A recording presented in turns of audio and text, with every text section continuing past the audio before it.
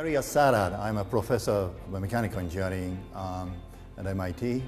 My lab it's named the Bio-Robotics program, and it has a big diversity. We're covering a wide spectrum. One side we have cell culture room, so it's basically bio lab. The other side is a kind of all extreme dry engineering. We call that is really traditional engineering. Most exciting project my group is doing recently is it's kind of a wearable robot. It's a very crazy idea. So you put the robotic arms and the legs on your body. We are physically attached robotic systems to your body. So imagine that you have a third arm. What can you do with it?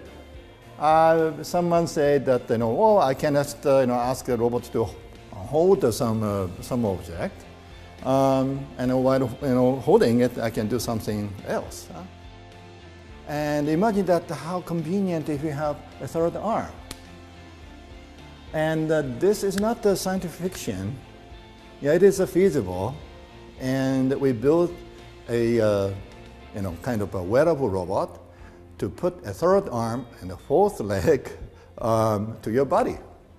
We call it the Supernumerary Robotic Limbs, or SRL for short.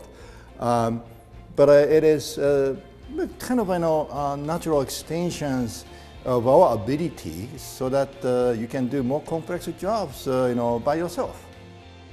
Our ultimate goal is to put these extra arms and legs so closely to the wearer, I mean a human, so that the human can conceive these extra arms and legs as extensions of their body. Or they may perceive these extra arms and legs as actually part of their body. Setting up the program this way, this is sort of a framing of the program. How about putting the extra robots on your body? That creates all exciting research topics. My experience to create a new technology and create a new kind of research area, 3 components are needed. And the number 1 is novel technology, and the number 2 is novel applications.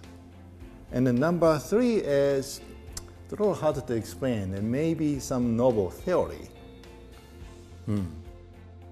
Now, looking at the wearable robots, I see it has all 3 components. It has several great technology to make that happen.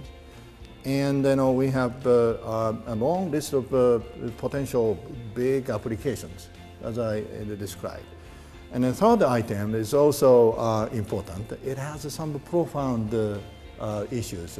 How you perceive machines to be part of your body. This is really critical issues. Well, we know all these smartphones and then human-machine interface is being done at an information level. But my view for the future is that it's going to include more physical things too. And we still don't know the right topic, the right technology to approach such advanced human-machine interface, where the machine does include lots of physical interactions. And that's needed for elderly support, the handicapped support, and then some of the hard job in the factory floor. It all needs some kind of physical interactions. And I hope that supernumerary robotic limbs, SRL, will open up some of the important research areas for the last for 20 years or 30 years.